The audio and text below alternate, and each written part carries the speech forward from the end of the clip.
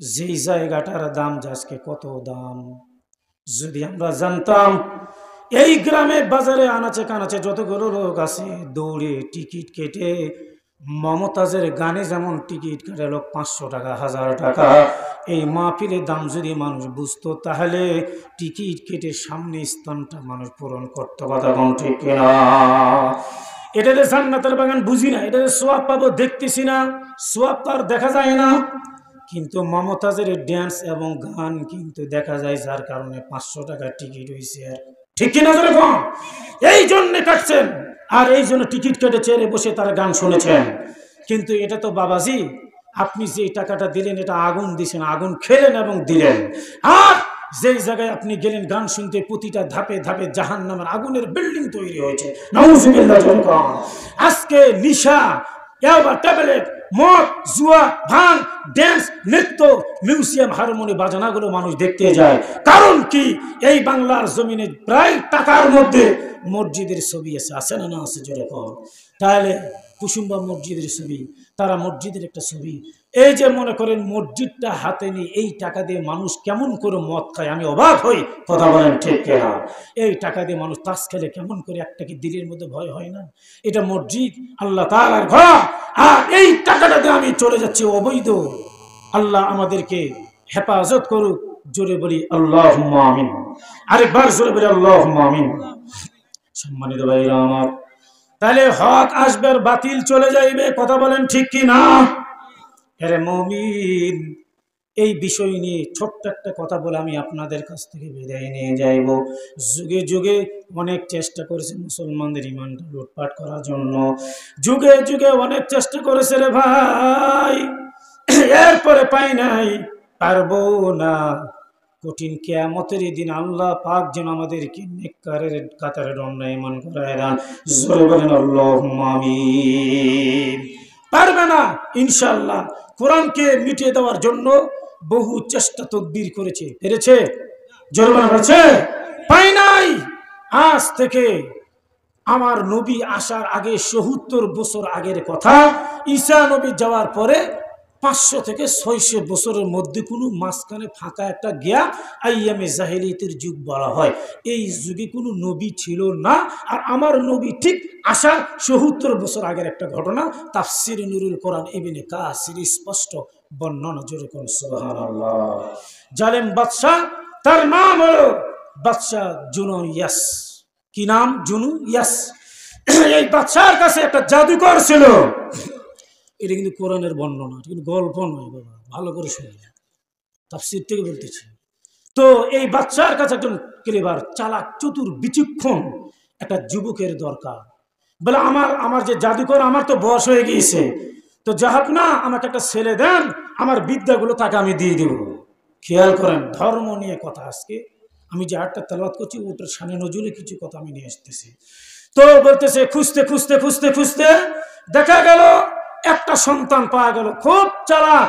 সন্তানটাকে বললো, বাবা তুমি এই জাদুঘরের কাছে থাকো, এর কাছে থেকে তুমি কিছু জাদু বিদ্যাগুলো শিখে নাও, আর এই বিদ্যাগুলো শিখে তুমি আমার দরবারে থাকবা, আমি তোমাকে বেতন দেব, তুমি থাকবা।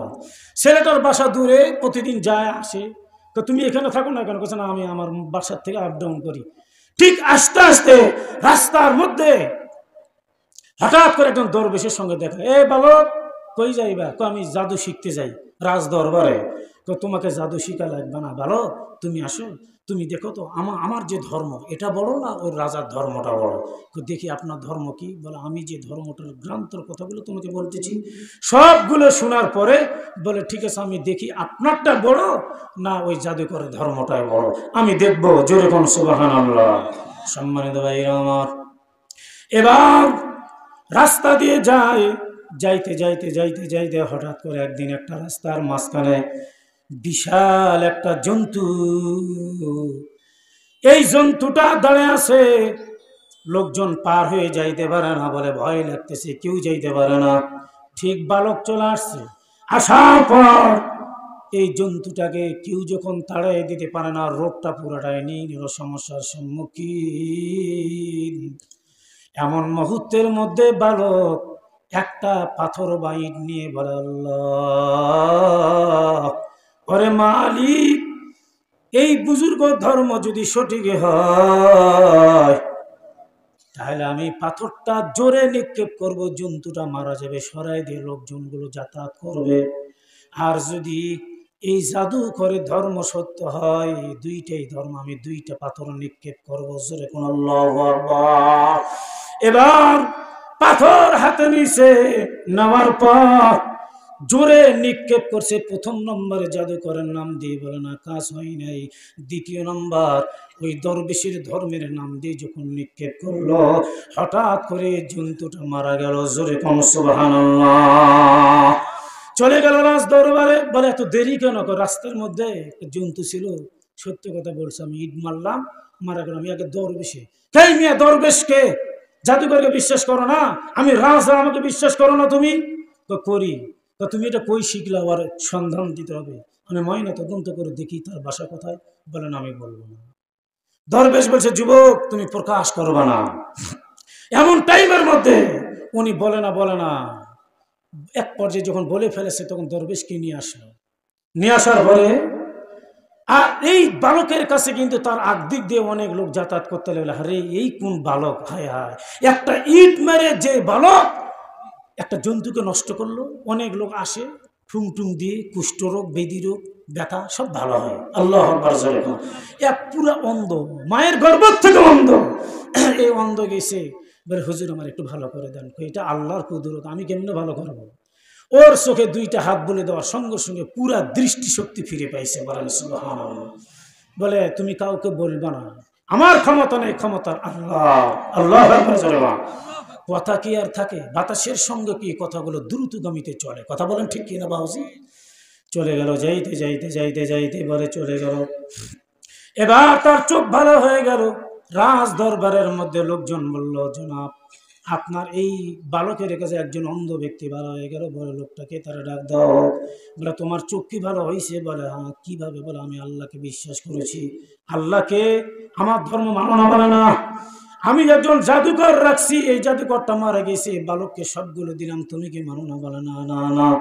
এবার অনেক শাস্তি দেওয়ার পর এই লোকটাকেও মেরে ফেলাইল, জোরে কোন নাউজুবিল্লাহ। তারপরে ওই আল্লাহওয়ালা দরবেশের সন্ধান পেয়ে গেল, দরবেশ চলে আসে।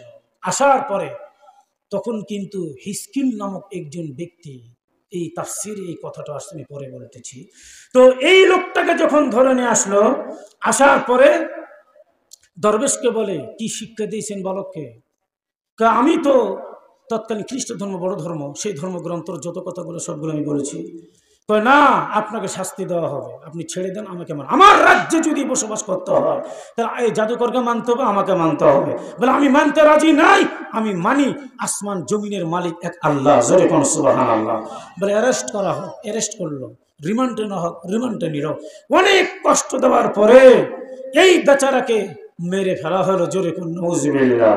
এদের যুবকের শাস্তি, যুবককে বলে, এই যুবক তুই এটা ধর্ম ত্যাগ করবি? বলে না, আমি করতে রাজি নাই। কেন? বলে না, দরবেশের ধর্ম হলো সত্য ধর্ম, জোরে কোন সুবহানাল্লাহ। তাহলে তুই ছাড়বি না? বলে না। এখন তারে রাজ প্রশাসনিক উজির নাজির পাইক পেদাকে বলে, একে নিয়ে যাও, পাহাড়ের চূড়ার মধ্যে ওকে নিয়ে যেয়ে ফেলায় দাও। সে গড়তে গড়তে নিচে পড়ে হাড় হাড্ডি সবগুলো ভেঙ্গে চুরমার হয়ে যুবক যেন মারা যায়। তাই করলো, প্রশাসন বাহিনীগুলো নিয়ে গেল, যুবকে ছেড়ে দিছে। ঠিক পড়তে নিচে এসে কিছুই হয় নাই, সুস্থ অবস্থায় রাজ দরবারে গেল, জোরে কোন সুবহানাল্লাহ। আর ওখানে বিশাল একটা ঝড় শুরু হয়ে গেল, বাকি শূন্য সীমান্তগুলো সবগুলো মারা গেছে, জোরে কোন সুবহানাল্লাহ। বলে বালক, আমার লোক কই? প্রশাসনের লোক কই? কই সব শেষ, আমি বেঁচে গেছি, আমার ফেলাই দিয়েছিল। আবার প্রশাসনের লোককে বলে যে একে নিয়ে যেয়ে মরবে না, বেচারাকে সাগরে নিয়ে যাও, নৌকাত করে নিয়ে যেয়ে ওখানে মারা হবে। রাখে আল্লাহ, মারে কে? মারে আল্লাহ, রাখে কে? কথা কোন ঠিক কিনা? আপনি আমি যদি আমাকে মারতে চান, মারতে পারবেন ভাবছেন? না। এরপরে ঠিক নিয়ে চলে গেল, এরাও ভয় পাচ্ছে, কি হয়?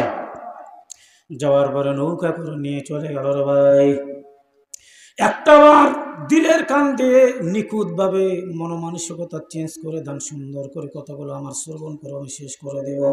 এবার যখন চলে গেল, যাওয়ার পর আমার মালিকের কুদরত, ওই সাগরের ঠিক মাঝখানে যুবকরে যে ফেলায় তারা দিবে, এর দিক দিয়া এমন একটা বাতাস শুরু হয়ে গেল, এই বাতাসের মাধ্যম দিয়া ওরা সকলেই মারা গেল, যুবক একাই বেঁচে গেল, নৌকা নিয়ে উনি ফিরে আসলো। জোরে কোন সুবহানাল্লাহ।